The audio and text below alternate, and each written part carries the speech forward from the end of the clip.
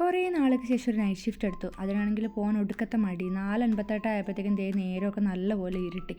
എന്താ പറയുക, ഇരുട്ടും മഴയും തണുപ്പും എല്ലാം കൂടെ കൊണ്ട് നല്ല ഉറങ്ങാൻ പറ്റിയ കാലാവസ്ഥയാണ്. പക്ഷേ അങ്ങനെ ഈ എക്സ്ട്രാ ഷിഫ്റ്റൊക്കെ എടുത്തു കഴിഞ്ഞാൽ എപ്പോഴും ക്യാൻസലൊന്നും ചെയ്യാൻ പറ്റില്ല. ചെയ്ത് കഴിഞ്ഞാൽ നമുക്കിങ്ങനെ പണിഷ്മെൻ്റ് ആയിട്ട് ചിലപ്പം ഷോർട്ട് നോട്ടീസൊക്കെ വരും. അപ്പോൾ എന്തായാലും ജോലിക്ക് പോവാം, പിന്നെ പൈസ ഇല്ലാതെ ഇവിടെ ജീവിക്കാൻ പറ്റില്ലല്ലോ. അതുകൊണ്ട് എന്തായാലും ഇങ്ങനെ എക്സ്ട്രാ ഷിഫ്റ്റൊക്കെ എടുക്കേണ്ട അവസ്ഥ നമുക്കുണ്ട്. പിന്നെ പോരാതിന് ഇന്ന് ഞാൻ എൻ്റെ പഴയ വാർഡിലാണ് ജോലിക്ക് പോകുന്നത്. അപ്പോഴത്തേക്കും പഴയ മുമ്പുള്ളവിടെ ഞങ്ങളവിടെ വർക്ക് ചെയ്തിരുന്ന ആൾക്കാരെയൊക്കെ കാണാമല്ലോ, ആ ഒരു സന്തോഷമുണ്ട്. അല്ലാണ്ട് പൈസ നമുക്ക് ആവശ്യമില്ലല്ലോ, അത് ആ ഒരു കാര്യം കൊണ്ടേ അല്ല നമ്മൾ ഡ്യൂട്ടിക്ക് പോകുന്നത്. അങ്ങനെ എന്തായാലും എന്താ പറയുക, ഹോസ്പിറ്റലിലെത്തി. ഇനിയിപ്പം 12 മണിക്കൂർ ഷിഫ്റ്റ് ഉണ്ട്. കുറേ നാൾക്ക് ശേഷം നൈറ്റ് എടുത്തതുകൊണ്ട് തന്നെ ഞാൻ പെട്ടെന്ന് ഉറങ്ങിപ്പോകുമെന്ന് എനിക്കൊരു പേടിയുണ്ട്. ഞങ്ങളിപ്പോഴും മാസ്ക് എല്ലാം യൂസ് ചെയ്യുന്നുണ്ട്.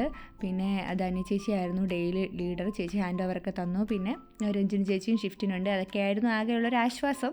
അങ്ങനെ എന്തായാലും ഷിഫ്റ്റൊക്കെ വളരെ ഭംഗിയായി പൊയ്ക്കൊണ്ടിരിക്കവേ മെഡിസിൻ പ്രിപ്പയർ ചെയ്തപ്പോൾ എൻ്റെ കൈ മുറിഞ്ഞു. പിന്നെ ബാൻഡേജൊക്കെ വെച്ച് ഒട്ടിച്ചു. കാര്യം അല്ലെങ്കിൽ ഇൻഫെക്ഷൻ വരാൻ പാടില്ല. പേഷ്യൻ്റ് കുത്തി നീഡിലാണെങ്കിൽ നമുക്ക് വേറെ പ്രൊസീജിയേഴ്സൊക്കെ ഉണ്ട് കേട്ടോ. നീഡിൽ സ്റ്റിക്ക് ഇഞ്ചുറി, ഡേറ്റിക്സ്, അങ്ങനെ കാര്യങ്ങൾ കുറേ ഉണ്ട്.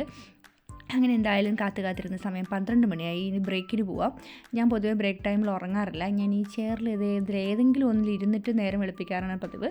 അങ്ങനെ നൈറ്റിൽ ഇന്ന് വരുണിൻ്റെ ബർത്ത്ഡേ ആയിരുന്നു. അപ്പോൾ അവനെ വിളിച്ച് വിഷൊക്കെ ചെയ്ത് കുറച്ച് നേരം അങ്ങനെ സമയം പോയി. അങ്ങനെ രാവിലെ നമ്മുടെ മരുന്നും ബ്ലഡ് എടുക്കലും പരിപാടിയൊക്കെ കഴിഞ്ഞ് ഷിഫ്റ്റ് അവസാനിച്ചു ഒടുവിൽ.